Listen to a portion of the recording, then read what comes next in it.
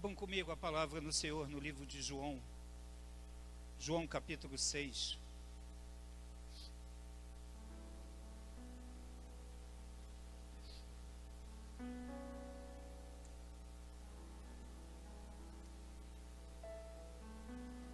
Eu creio que foi o Espírito arrumando a igreja quando ele desarrumou e nos tirou do convencional para nos deixarmos bem juntinhos uns dos outros. Porque a palavra que nós vamos ministrar nesta noite é sobre comunhão com o corpo de Cristo. E não tem uma explicação melhor do que estarmos em comunhão se não estivermos assim, bem juntos, bem próximos, bem ajustados, totalmente ligados, unidos. Não há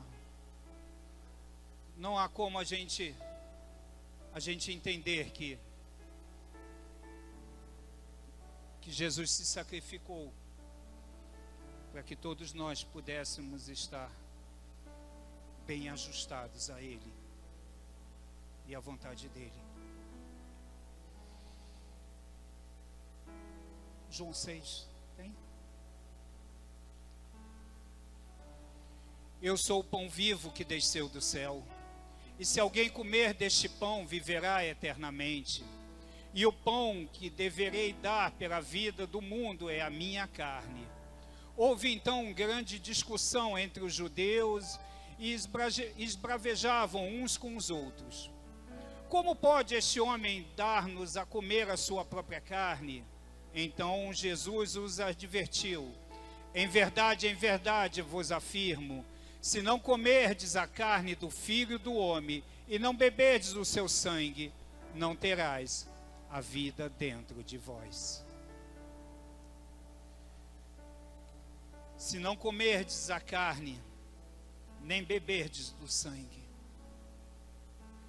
Nessa noite, nós estamos preparados para comermos da carne e bebermos do sangue de Cristo? Porque nós só vamos nos achegar a esta mesa se eu e você escolhermos comerdes da carne. Se eu e você decidirmos comermos da carne de Cristo e bebermos do sangue do sacrifício dele. Amém, filho? O versículo 60, João 6,60. João 6,60, ele diz: tem problema não, filho, eu vou aqui.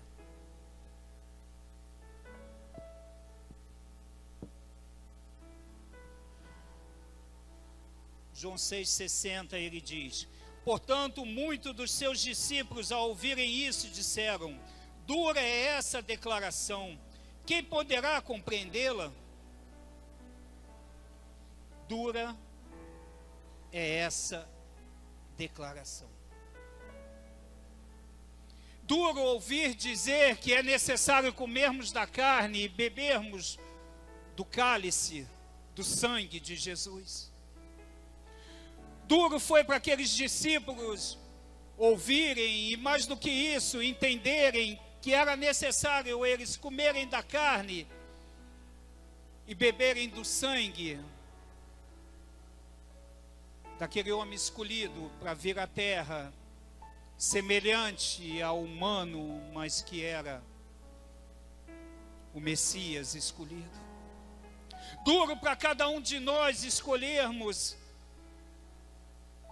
todos os dias, abdicarmos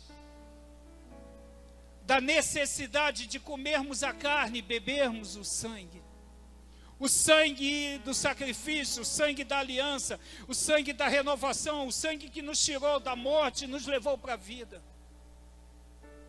Duro, porém necessário.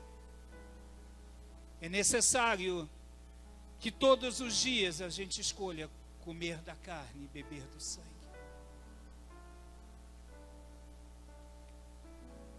Foi pago um alto preço de sacrifício pela minha vida e pela sua vida, meus filhos.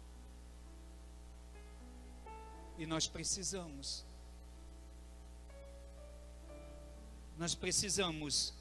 despertar para esse entendimento. Despertar para a vida, porque o despertamento para a vida vai nos trazer fé. Porque o despertamento para a vida vai nos encher de coragem, vai nos encher de verdade, vai encher a minha vida e a sua vida do avivamento. E pedimos tanto pelo avivamento, pedimos tanto para que o avivamento seja derramado na cidade, no estado, no país. Pedimos tanto para que o avivamento comece nessa casa, mas é necessário que eu e você escolhamos primeiro comer da carne e beber do sangue, para que o avivamento comece dentro de mim, para que o avivamento comece dentro de mim, para que o avivamento comece dentro de mim. É necessário que eu, cheio da presença do Espírito Santo, possa então gerar uma atmosfera de avivamento que vai se estendendo, que vai se alargando e que vai tomando, sim, o bairro, a cidade, o estado, a nação. Um avivamento que começa dentro, de dentro para fora, que mude o meu jeito de pensar, de falar, que mude as minhas escolhas, um avivamento que mude a minha história. É através dessa fé que Ele vem e transforma, é através dessa fé que começa num espírito de vida, e que Ele vem e que Ele transforma as pessoas e faz-nos, cada um, sermos geradores de amor, de alegria, de paz, de paciência, de bondade, de benignidade, de fidelidade, de domínio próprio, porque esses são o fruto do Espírito que precisa nascer dentro de cada um de nós. Para que eu e você possamos chegar nesta mesa, eu e você precisamos estar imbuídos do fruto do Espírito. Eu e você precisamos ter isso nascendo, ter isso como rios de água viva que flui de dentro de mim, para a sociedade, que flui do altar do Senhor para o meio da igreja. Rios de água viva. Você é um rio de água viva. Diga para o seu irmão: você é um rio de água viva. Diga de novo, porque ele não ouviu: você é um rio de águas vivas.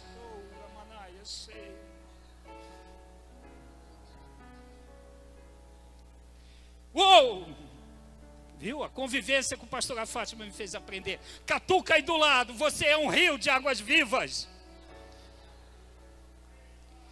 João 15:7 diz: se vocês estão em mim e as minhas palavras estão em vocês. Você está em Jesus? Você está em Jesus, então as palavras do Senhor estão em vocês. Elas não estão fora, elas não estão do lado, elas não estão no altar, elas estão dentro de cada um de nós. E o que nós temos feito com as palavras que estão dentro de cada um de nós?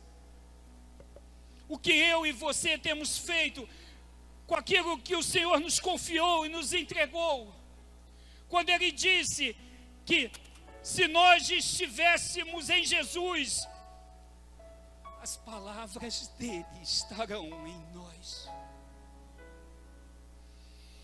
João fala do Logos. João falava do ensinamento que a palavra traz, mas não de um pedacinho de um ensinamento, não apenas de uma parte, de um versículo, mas ele fala de um todo, ele fala de um complemento, ele fala de uma amplitude. O Logos é uma palavra completa. E então, se eu estou em Deus, a palavra do Senhor está dentro de mim de forma completa.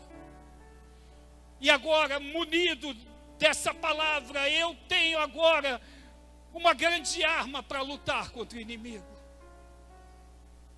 Porque tudo que eu preciso, todos os medicamentos, todas as respostas, tudo que a psicologia pode trazer, tudo aquilo que eu posso buscar, aconselhamentos, tudo aquilo que eu posso buscar a nível de sabedoria, tudo aquilo está dentro de mim através da palavra de Deus. É só eu ir buscar o aconselhamento, é só eu ir buscar a resposta, é só eu ir buscar na fonte. Às vezes buscamos a palavra na fonte errada. Às vezes buscamos a palavra no lugar errado. Mas o Senhor tem uma fonte que Ele nos dá de beber. Uma fonte que não seca, uma fonte que flui. Uma fonte onde os rios dele são abundantemente derramados sobre cada um de nós. João 5, 37 e 38, na versão A Mensagem, ela diz: o Pai que me enviou me confirma, só que vocês não percebem isso. Nunca ouviram sua voz, nem viram a sua aparência. Nada da sua mensagem restou na memória de vocês, porque não levaram a minha mensagem a sério. Jesus fala aos judeus que eles não têm a sua palavra habitando neles, porque eles não creram naquele a quem ele enviou. Os judeus conheciam a palavra, os judeus tinham intimidade com a palavra, os judeus tinham conhecimento da palavra, mas eles não criam, eles não acreditavam que Jesus era o Messias. Então eles não puderam usufruir da plenitude da palavra de Deus neles. Quando eu e você nos colocamos numa posição de descrença, de dúvida, quando eu e você não acreditamos num Deus que tudo pode, quando eu e você não acreditamos que uma oração de um justo pode fazer com que a chuva pare, quando eu e você não acreditamos que uma palavra liberada e determinada pode cancelar a ação de um câncer, quando eu e você não acreditamos que Deus pode nos sustentar, ainda que eu não tenha nada, ainda que a minha provisão esteja zerada, a minha conta bancária não tenha nada, eu estou desacreditando na palavra que está dentro de mim. Uma palavra viva que cada um de nós tem e que a gente precisa verbalizar, a gente precisa falar, a gente precisa declarar, a gente precisa tomar ela como posse, mas não tomar e guardá-la. A gente precisa usá-la como arma de defesa e como arma de ataque. A palavra, ela por si só já tem o seu poder, porque foi através da palavra que Deus disse: haja. Então haja saúde, então haja vida financeira próspera, então haja recursos, haja porta de emprego, haja os melhores empregos, haja as melhores notas no colégio, na faculdade, haja a recuperação e a restauração do meu casamento, haja a vida dos meus filhos, haja, porque a palavra haja, ela tem poder, poder de cura, poder de restauração, poder de vida. Haja o poder de Deus no meio dessa igreja, haja o poder de Deus sobre a nossa nação, haja o poder de Deus tirando as falcatruas, mudando todo o cenário para que o haja de Deus seja glorificado através da minha vida e da tua vida. O que você tem feito com o haja de Deus? O que nós temos feito com o haja de Deus?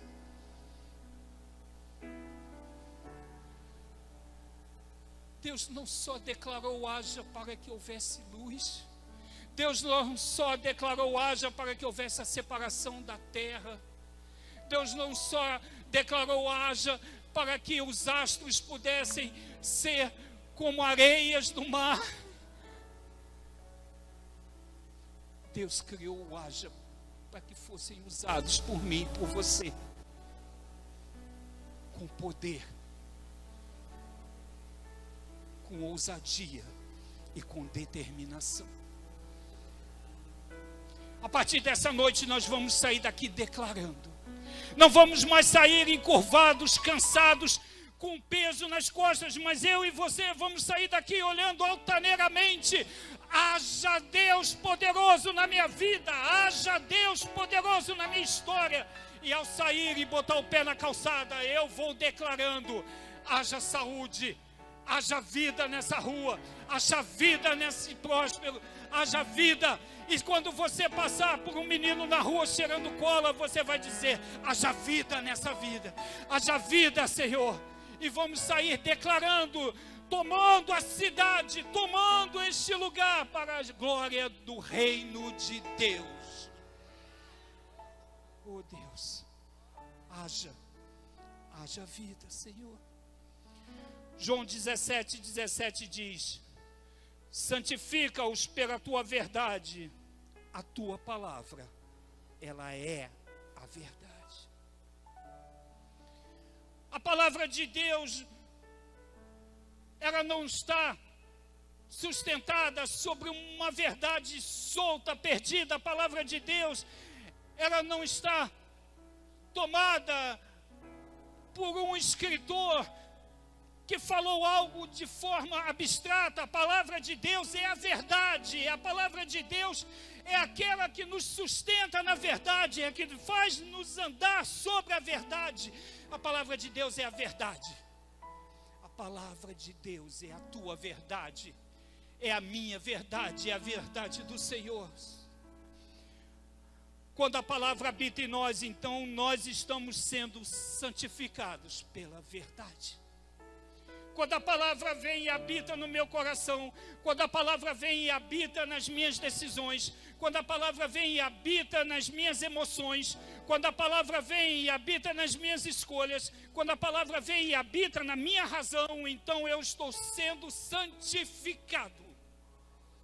Eu vou lendo, eu vou me alimentando e eu vou sendo santificado. E eu vou lendo e eu vou me alimentando e eu vou sendo santificado. Porque a fé vem pelo ouvir a palavra de Deus. Eu e você precisamos ouvir a palavra de Deus. Não é suficiente, meus filhos, nós nos contentarmos com um único alimento na semana. Não é suficiente, meus filhos, nós nos alimentarmos apenas dos cultos de domingo, das palavras que são ministradas aqui, dos profetas, dos pastores, dos evangelistas, dos vasos de honra de Deus, das colunas levantadas por Ele nessa casa. Não é suficiente. Assim como o meu organismo requer alimento diuturnamente, assim minha vida espiritual e a minha vida carnal, a minha vida secular precisa da palavra de Deus, porque a palavra de Deus me renova e o renovo me faz ser santo. Eu busco, ando, caminho atrás da santificação.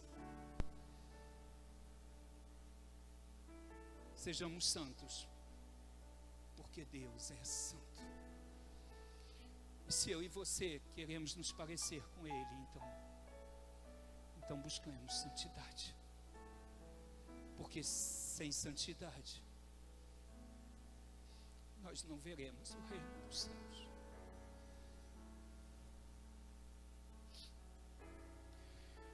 1 João 2,14.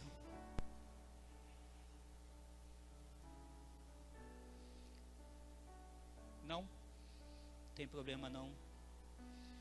1 João 2,14. Eu vou ler para vocês na versão, a mensagem.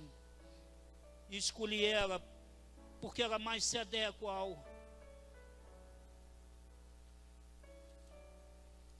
ao texto e ao contexto. 1 João 2,14 diz: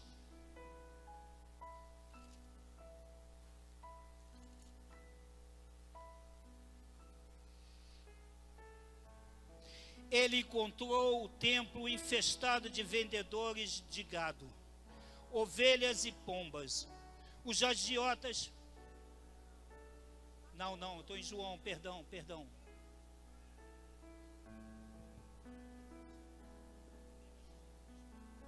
Uma segunda lembrança vocês conhecem. O Pai por experiência pessoal. Vocês, veteranos, conhecem aquele que começou tudo e vocês, iniciantes, quanta vitalidade e força. A palavra de Deus floresce com... 1 João 2,14, na versão A Mensagem. Uma segunda lembrança vocês conhecem. Sim. Crianças, eu vos escrevi, porque conheceis o vosso Pai. E vós, Pai, eu vos escrevi, porque conheceis aquele que é desde o princípio.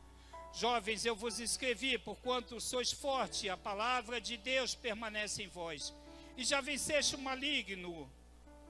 O cristão não deve ser mundano. Uma segunda lembrança, na visão da mensagem, ela diz, uma segunda lembrança, vocês conhecem o Pai por experiência pessoal.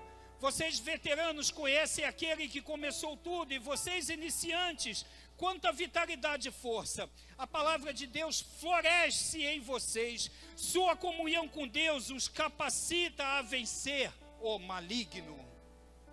Sua comunhão com Deus nos capacita a vencermos o maligno.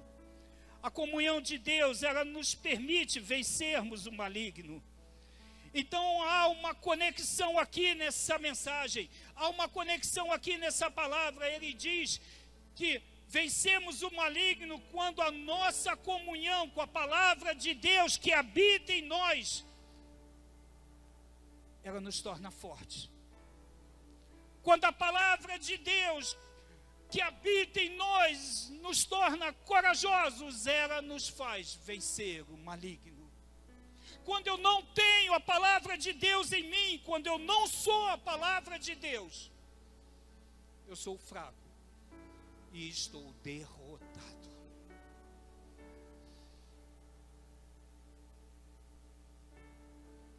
Quando eu não tenho a palavra,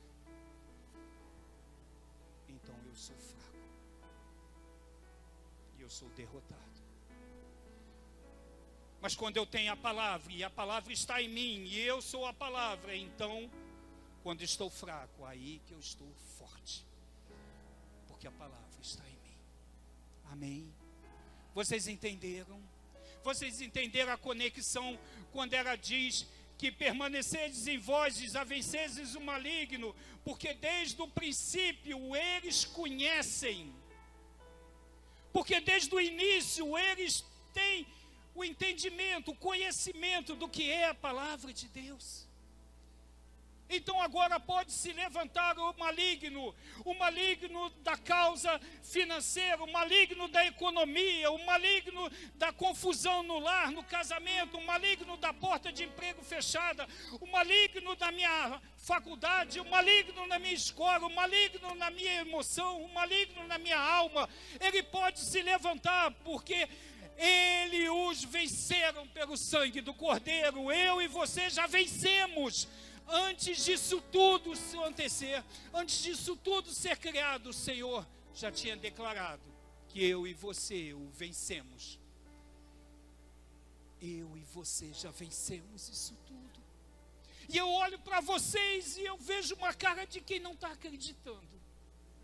Eu olho para a igreja e eu tenho a sensação de que vocês estão atônitos, ou vocês estão ouvindo algo novo, ou vocês estão desacreditando daquilo que a palavra fala.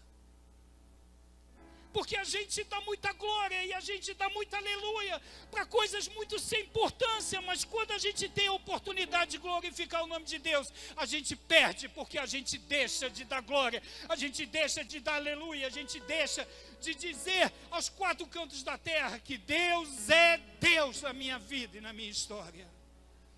Quando ficamos atônitos, quando ficamos sem uma expressão, quando ficamos meio que atordoados, é porque a luta está muito grande em cima da gente. E é porque a gente não está meio que acreditando, ou então a gente está meio desligado. Então eu vou parar e vou orar, porque eu quero que os céus desçam para a terra. Porque eu não vim para entregar a palavra do Senhor numa igreja fria, nem morna. Porque ambas serão rejeitadas pelo Senhor. Pai, em nome de Jesus, Senhor Deus, eu quero clamar a manifestação do Teu Espírito sobre esse lugar, Senhor.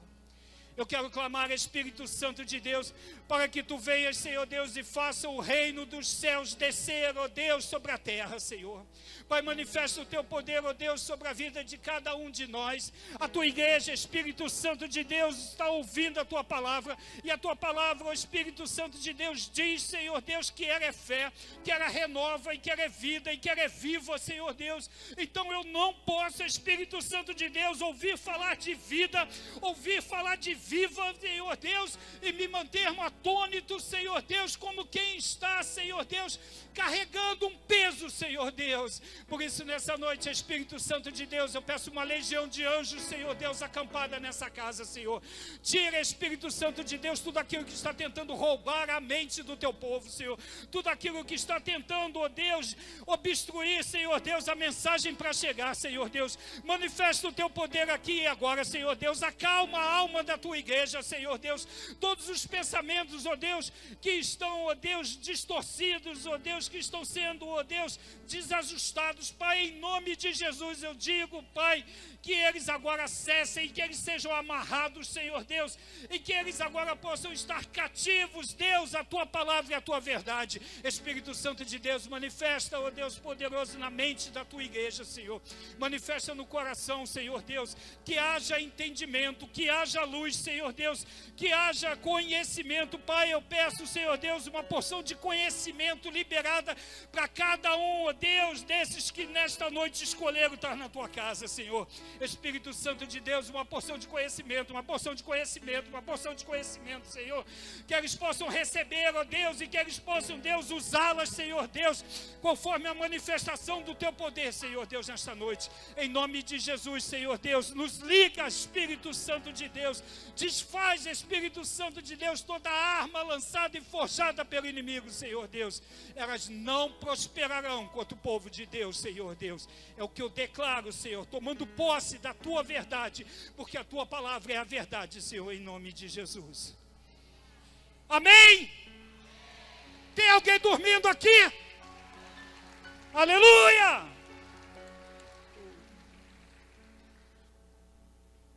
Então hoje é o dia que os filhos, eu e vocês, nós nos preparamos para estarmos ao redor da mesa da comunhão. Hoje é o dia que o Senhor marcou para que nós estejamos aqui no entorno da mesa, participando da comunhão do corpo dele, da comunhão do sangue dele, da comunhão com irmãos enquanto igreja. Mas o que é a verdadeira comunhão? Mateus 26, 28. Mateus 26, do 26 ao 28.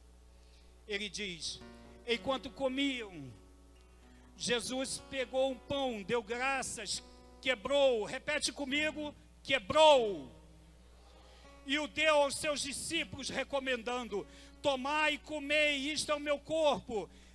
Em seguida tomou um cálice, deu graças e o entregou aos seus discípulos, proclamando: bebei dele todos vós, pois isto é o meu sangue da aliança, derramado em benefício de muitos, para remissão de pecados. Enquanto comiam, geralmente associamos a ceia do Senhor a uma oportunidade de estarmos comendo. E eu queria nessa noite desassociar isso do meu entendimento e do seu entendimento, porque a ceia a qual a palavra se refere não é uma ceia para virmos comer, não é uma mesa como aquela que tivemos no domingo da Páscoa.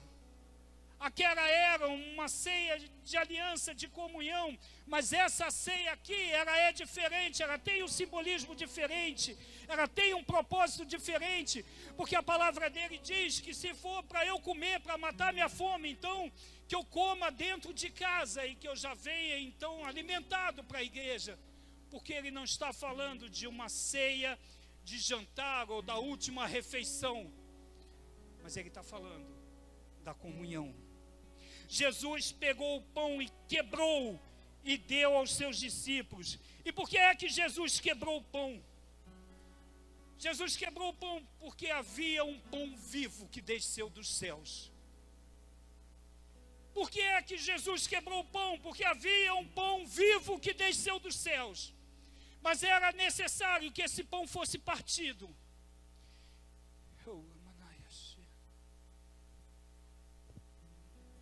E o pão agora foi partido.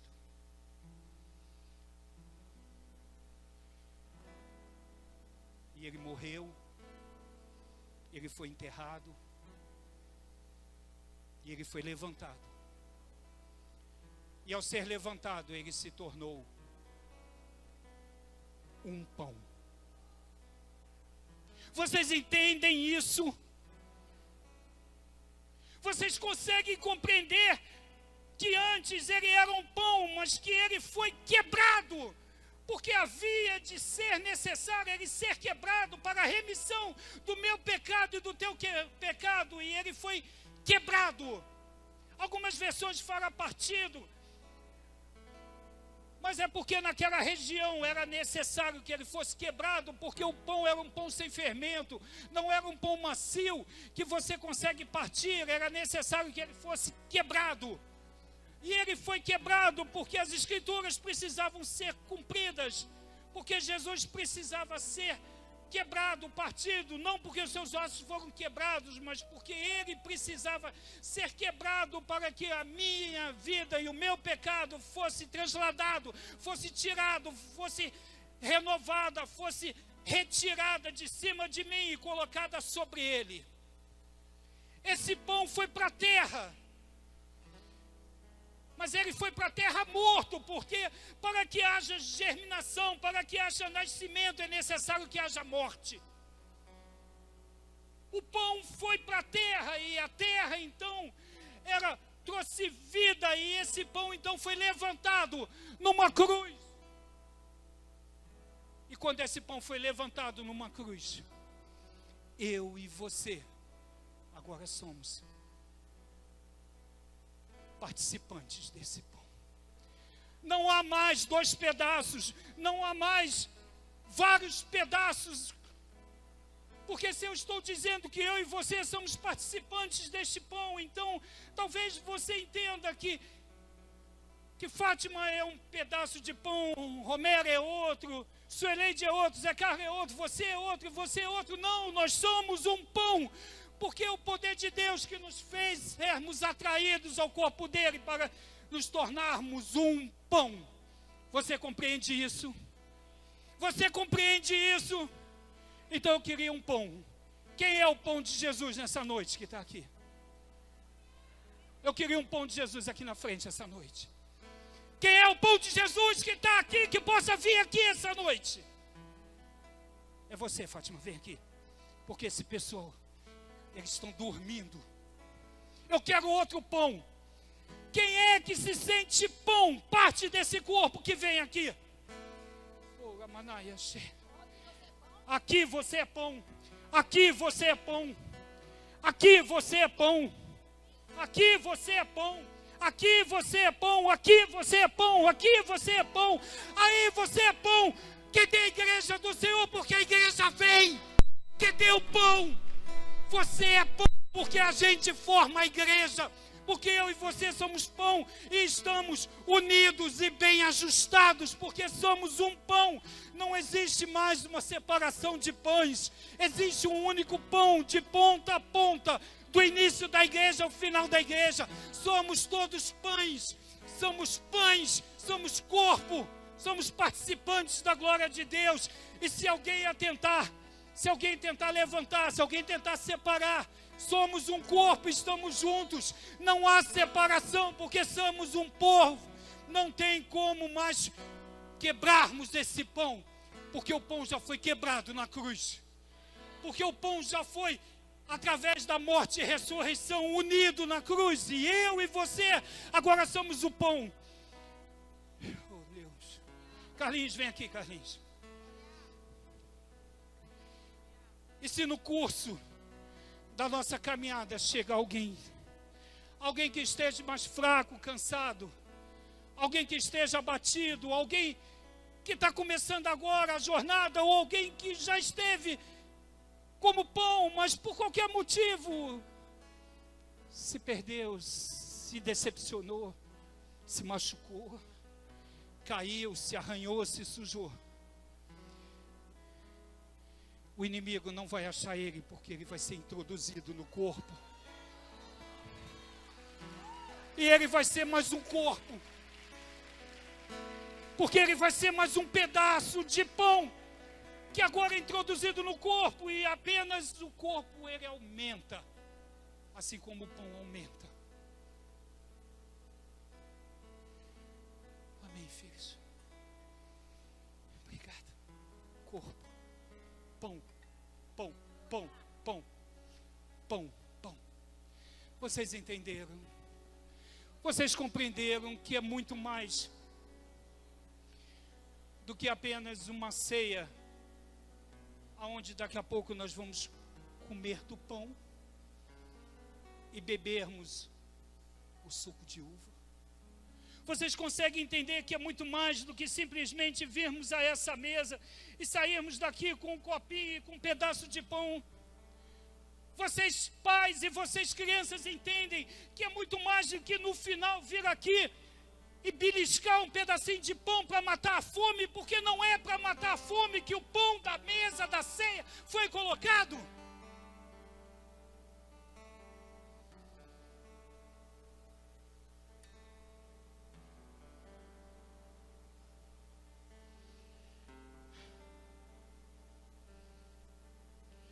João 6,35 diz: eu sou o pão da vida. Isso não fala apenas de pão e de cálice. E se a nossa parte no corpo de Cristo, a nossa amizade no corpo de Cristo, a nossa unidade no corpo de Cristo, porque somos muito, mas aonde estão os vários pães? Os vários pães estão espalhados, os vários pães estão misturados, unidos, estão em unidade, estão sustentando uns aos outros. Quando a palavra diz carregar as cargas uns dos outros, é porque eu sou pão e você é pão, e eu te sustento e você me sustenta, porque quando eu estou fraco, você está forte. Porque o cordão de 3 dobras, ele não se reparte, porque o Espírito Santo de Deus está sempre no meio. Então não se sinta um derrotado nessa noite, não se sinta um excluído, não se sinta aquele decepcionado, aquele que está fora da visão, aquele que está fora do propósito. Não, esteja dentro da palavra, e a palavra vai fazer com que você se sinta parte, você se sinta união, você se sinta corpo, você se sinta um pão, um único pão. Aqui está o pão da família 61. Ali embaixo está o pão da Renascer em Cristo. Do outro lado está o pão da Assembleia de Deus. E no final todos os pães vão ser o pão da Igreja Santa do Senhor que vai subir. Amém?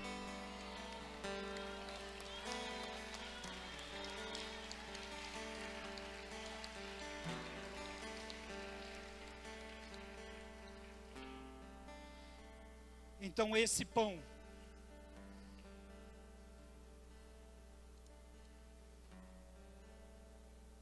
e esse vinho aqui representado pelo suco de uva, eles servem para mostrar quem somos para Cristo.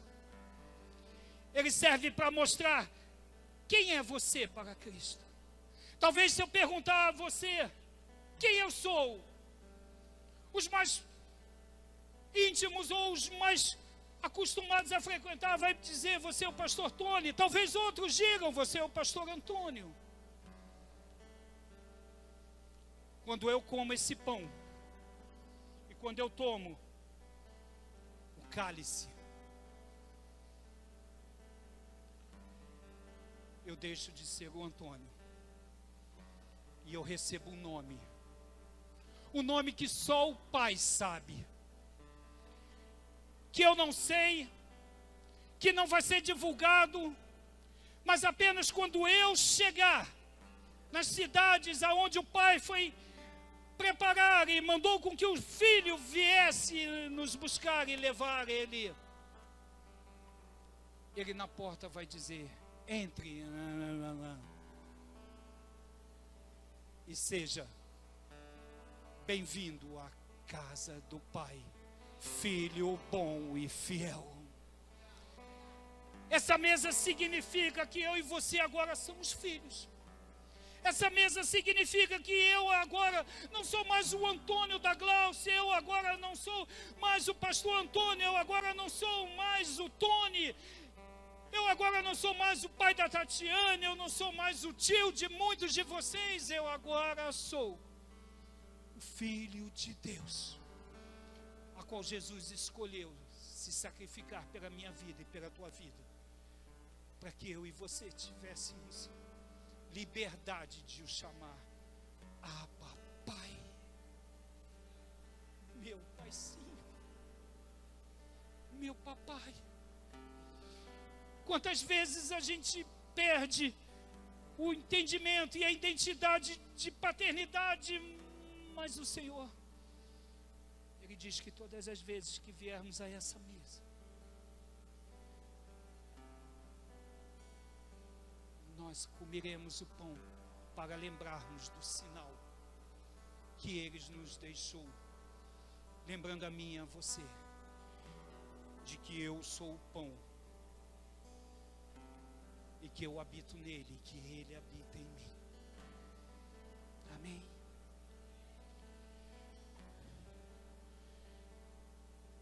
E agora cabe a pergunta, então, como eu vou comer esse pão? Como eu vou digerir o pão? Como eu vou poder dizer que eu sou o pão? Oh, meu Deus.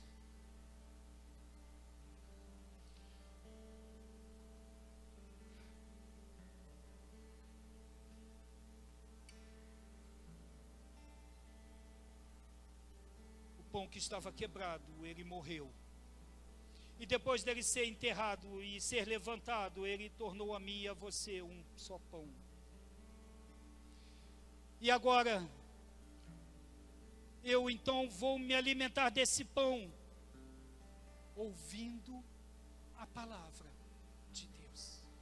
Eu vou me alimentar desse pão, aceitando a palavra de Deus. Eu vou me alimentar desse pão digerindo a palavra de Deus, porque quando eu ouço a palavra de Deus, eu como o pão que desceu do céu.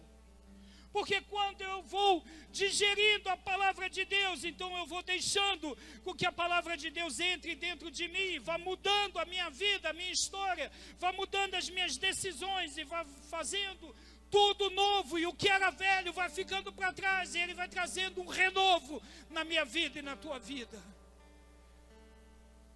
Porque eu vou aceitando a palavra de Deus, e eu mastigo o pão, e o pão entra e se mistura com a minha corrente sanguínea, e agora eu já não sei mais quem era Antônio e quem é o pão vivo que desceu do céu, porque agora somos um, e agora estamos numa unidade. E quando o pastor Andréia faz a mesma coisa, ela também agora, ela não sabe mais se ela é a pastora Andréia ou se ela é a própria carta de Deus escrita pelo próprio Deus para a vida dela, e ela agora tem a corrente sanguínea dela misturada com o pão, e aí ela é pão, eu sou pão, pastora Fátima é pão, pastor Romero é pão, é pão, é pão, é pão, é pão, e nós nos juntamos e nos tornamos corpo de Cristo, porque agora somos um único pão, para a glória do reino de Deus.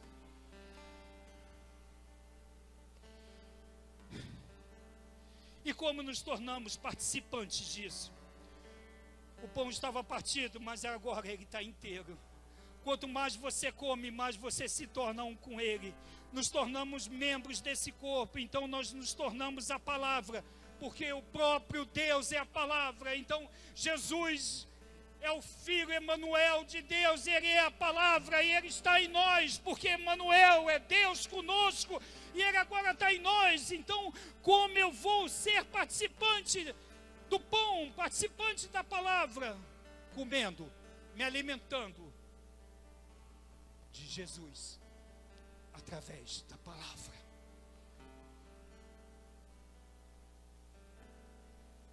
E alguns vão engordar, outros vão escolher ficar magérrimos.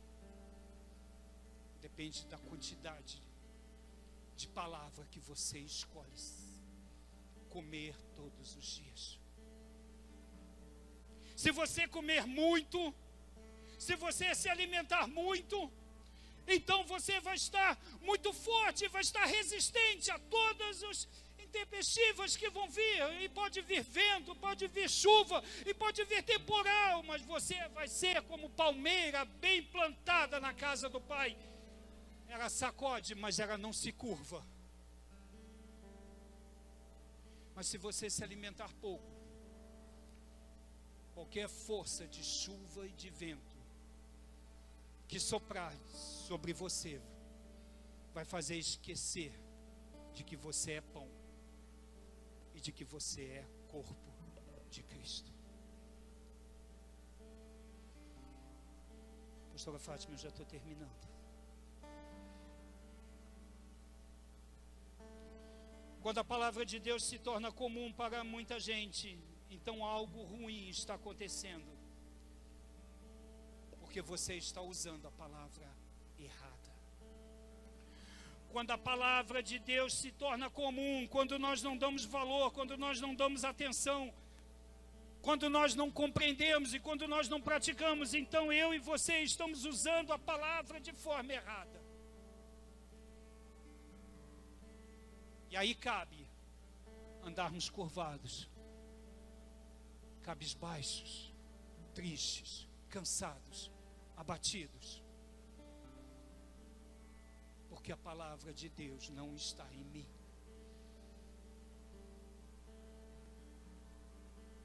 Porque aonde eu escolho andar nas trevas, o Espírito do Senhor, Ele aguarda para ter a oportunidade de se manifestar nas nossas vidas. Amém? Então isso é comer do pão e do sangue indignamente. Quando você vem na mesa e pega do pão e do vinho de qualquer forma, de qualquer jeito, aquilo vai de encontro com a palavra de Deus. Então quando eu venho aqui e pego o pão e pego o cálice e faço isso de qualquer jeito, sem fazer revisão de vida, sem fazer o entendimento necessário, então eu estou trazendo sobre a minha vida um posicionamento de estar participando da mesa de forma indigna. E quando você vem e pega do pão de forma indigna, então vem sobre ti doenças e até morte. Talvez você diga, mas pastor, então eu estou fadado a morrer. Está sim. Você pode morrer espiritualmente porque lhe faltou discernimento, compreensão, entendimento, e você traz julgamento sobre a sua própria vida. Você pode ir morrendo aos poucos porque trouxe sobre si doenças na alma que vão te consumindo, que vão te fazendo ficar fora da casa do Senhor, escondido, desacreditado, fraco. Quantos de vocês já conhecem pessoas que até ontem viveram aqui, que se sentaram nesses bancos e hoje escolheram não estar mais na casa do Pai? Quantas pessoas nós conhecemos que por qualquer motivo desistiram e acharam culpado para essa desistência, que é Jesus naquela cruz? Isso traz desgosto, desânimo. A alma fica desfalecida e você vai sendo consumido dia a dia. E daí vem as doenças. E se você quer se aprofundar disso, então venha estar conosco no centro de treinamento da Igreja Família 61, no seminário, e você vai conhecer de forma muito mais profunda todas essas doenças. Amém? Paulo não fala de comer o pão e beber o cálice, ele fala de Cristo, do seu corpo, da igreja que nós somos. Ele fala de comer do seu corpo, ele fala de comer da sua carne, ele fala de beber do seu sangue. E aquilo que foi escândalo para muitos dos discípulos, aquilo que fez com que muitos deles abandonassem a Jesus, faz com que eu e você nos lembremos dele quando viermos à mesa. Aquilo que para os outros não tem importância, aquilo que para os outros não tem situação onde eles possam ter entendimento, para nós é lembrança de que Jesus escolheu ir para aquela cruz, por amor a cada um de nós. É uma questão de comunhão, é uma questão de nos tornarmos irmãos, é uma questão de sermos parceiros, de unidade, de sermos cúmplices, mas não cúmplice na morte, mas cúmplice na ressurreição de Cristo. Eu e você somos cúmplices agora na ressurreição de Cristo. Não é apenas lembrar que alguém morreu, mas é perguntar: você sabe por que ele morreu? Não é apenas você vir aqui uma vez por mês, no primeiro domingo do mês, e se lembrar de que você está trazendo um simbolismo porque ele morreu. Não, é saber. Você sabe que ele morreu por você? Você entende que ele morreu por você? Você entende que ele não precisava morrer, mas que ele escolheu morrer, não por ele, não por ela, mas por você? É muito fácil nós falarmos de morte e dizermos que somos saudosos, que sentimos falta. É muito fácil a gente ir a um velório e demonstrar depois de morto a nossa gratidão e o nosso amor para aquelas pessoas. Mas quando você fala de Jesus, que era santo e se fez homem, quando você fala de Jesus, que escolheu passar por isso tudo para que eu e você nós pudéssemos sair da morte para a vida, sermos resgatados e restaurados, será que isso não mexe, não muda a tua vida?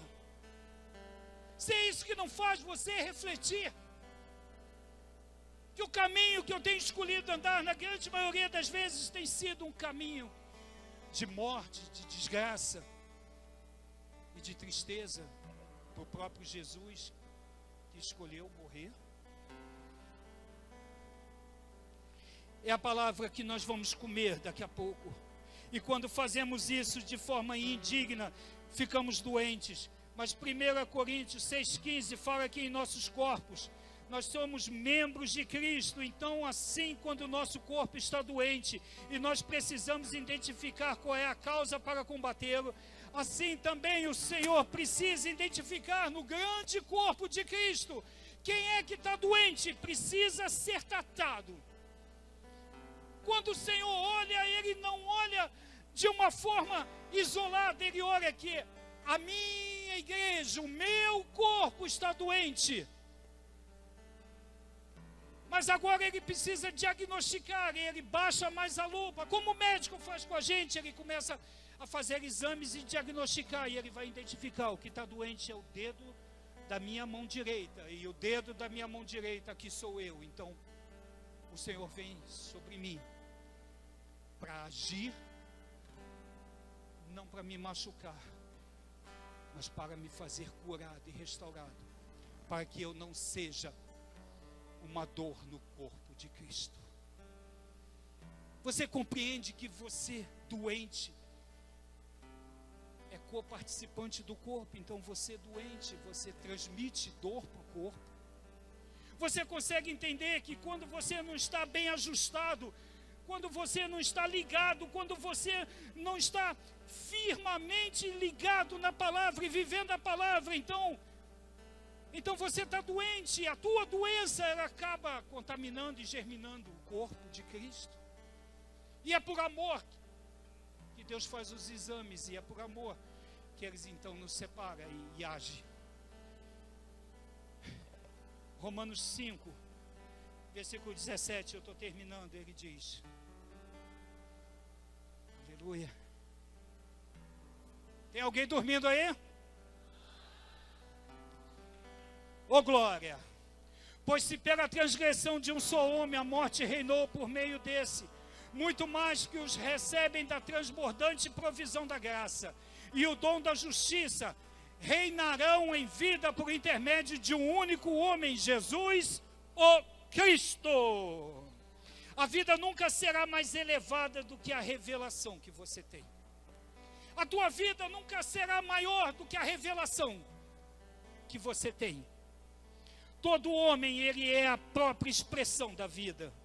E se a sua vida ela é manifesta no teu interior, então na tua vida ela tem que trazer transformação e não importa aquilo que você pensa, mas aquilo que você faz, é isso que realmente é o que você acredita. Não importa se você tem tido grandes revelações, não importa se você tem tido grandes conhecimentos, mas se a tua vida não espelha isso, aquilo que você faz, é isso que expressa, muito mais do que ter bons pensamentos. É isso que expressa quem você é, de que você tem se alimentado, por onde você tem andado. Quando Paulo fala daqueles que receberam o transbordante de graça, reinarão em vida, Paulo fala de um transbordar que é o mesmo que uma abundância. Ele faz distinção entre uma graça e outra graça. Paulo aqui faz uma distinção dizendo que não que há duas graças, mas que há duas oportunidades de eu e você irmos buscar a graça, de irmos nos alimentarmos da graça, de termos usufruto da graça. Ele diz que o receber no original quer dizer lambane, que quer dizer capturar, que quer dizer pegar o que é seu, quer dizer tomar tudo. Ele diz que o dom, ele já é liberado para todos, mas a graça, as pessoas precisam tirar vantagem dela.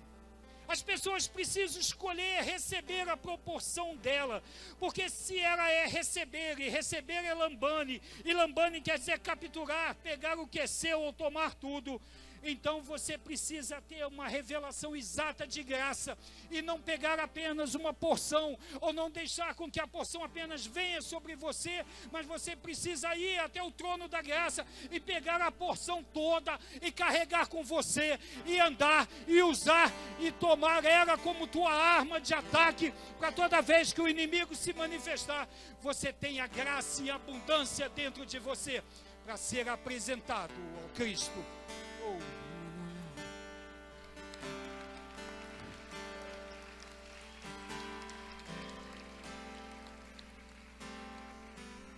Uns dizem ele reina, outros dizem nós reinamos. Mas para que você diga nós reinamos, eu preciso te perguntar: Cristo tem reinado na tua casa? Cristo tem reinado dentro da tua vida? Cristo tem reinado dentro da tua história? Cristo tem reinado na tua faculdade, no teu quarto? Cristo tem reinado no teu banheiro? Cristo tem reinado na condução? Se eu perguntar aos vizinhos, ele tem visto Cristo reinar? Então você pode dizer: Cristo reina, porque eu reino com Ele. E se Ele tem reinado, então você passará a comer do pão, mas do pão certo, e beber do cálice, mas do cálice certo da nova aliança. Porque agora Jesus anda em mim. E porque agora Ele habita em mim. E para onde eu vou, Ele vai dentro de mim. E eu caminho, e eu corro, e eu pulo, e eu declaro, e eu saio a festivar, e Cristo está dentro de mim. E para onde eu vou, Cristo vai comigo. Aonde eu estou, Cristo está comigo, porque a palavra dele é viva, e a palavra dele faz morada dentro de mim. E as pessoas vão olhar, e vão ver, e vão perguntar: há algo diferente naquele homem, e você vai dizer: é Cristo, é Cristo, é Cristo. É Cristo que habita em mim, é Cristo que fala por mim, é Cristo que mexe com as minhas emoções, que mexe nas minhas entranhas, é Cristo, é Cristo, é Cristo. E quando perguntarem para você, como você está indo? Estou indo. Estou indo, é ótimo. E quando perguntarem como vão as coisas, você diz: vai indo. E se você está indo, ou se você vai indo, é porque Jesus não está dentro de você, porque você já é mais do que vencedor. Então você não é para estar indo como que um barquinho que é levado por qualquer força de vento. Cristo habita em você. Ele é o teu Salvador, Ele é o teu norte, Ele é o comandante do teu barco. Vai faltar combustível no teu barco? Não tem problema.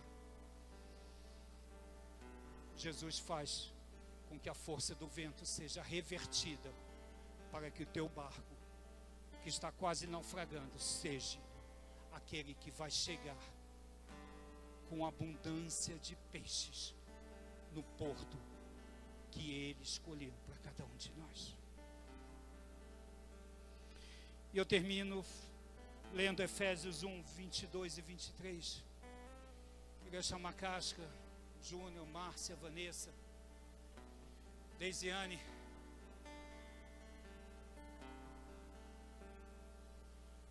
João.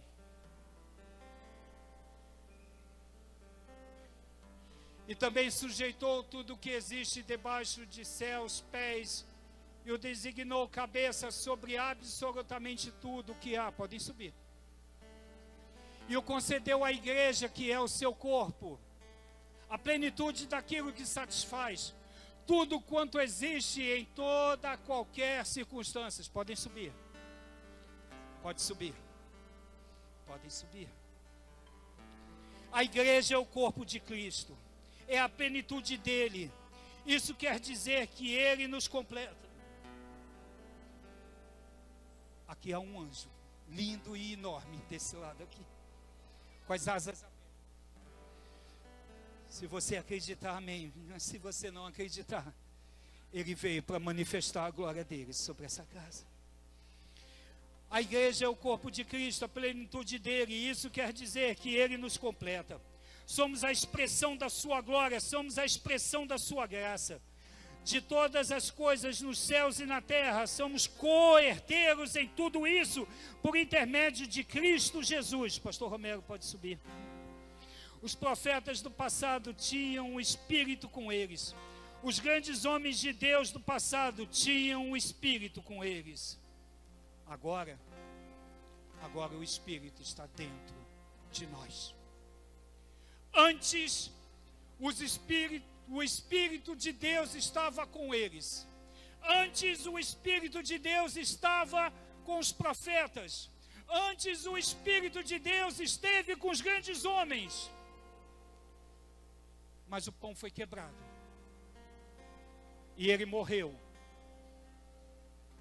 E ele foi enterrado. E ele foi levantado. E quando ele foi levantado, o Espírito Santo de Deus,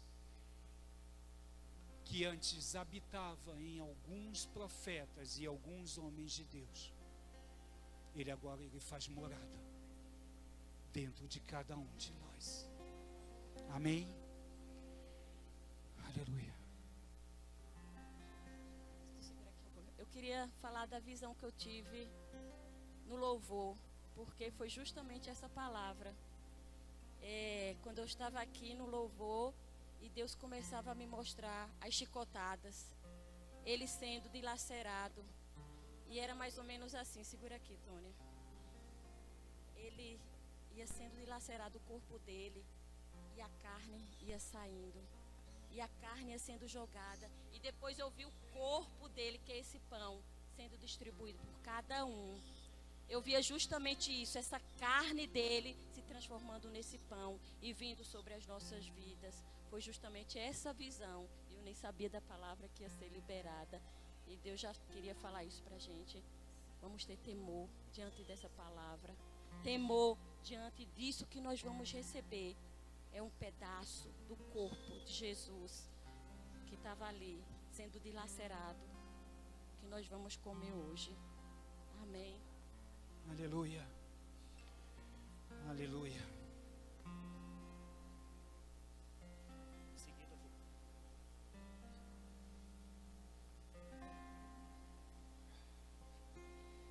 Aleluia.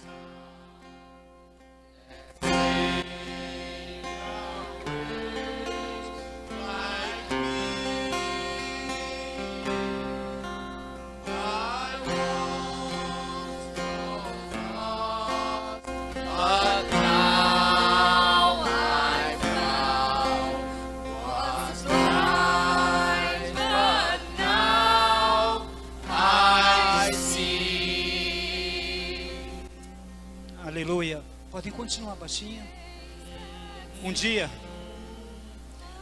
um navio que transportava alguns negros saiu a velejar pelo mar. E esse navio, ele era um navio de tráfico de negros, negros africanos, em que eles estavam sendo levados para serem vendidos. Mas esses negros, eles não tinham direito de cantar. Eles não tinham direito de louvar e de adorar com suas bocas. Então esses negros, mesmo sabendo que estavam sendo levados para serem vendidos como escravos, no porão de um navio fétido, conduzido por um comandante traficante de homens negros, balbucionavam este cântico. Não havia palavras, não havia letras, apenas esse som. O som de escravos caminhando para o matadouro. Mas a história não termina assim.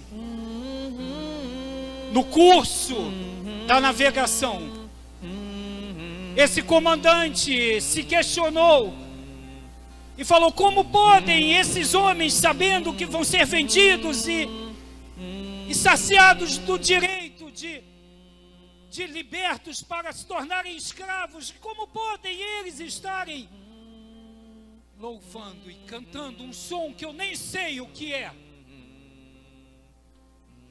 mas sei que é uma adoração ao Deus deles? Então esse comandante, ele fez uma oração. E ele disse: Deus desses negros, eu quero te pedir perdão por aquilo que eu tenho feito. Eu quero te dizer que eu tenho errado tantas vezes, mas que hoje eu me arrependo de estar fazendo isso e conduzindo-os. E por isso eu te peço, tenha um encontro comigo. Eu sou um pobre, miserável, mas arrependido dos meus atos.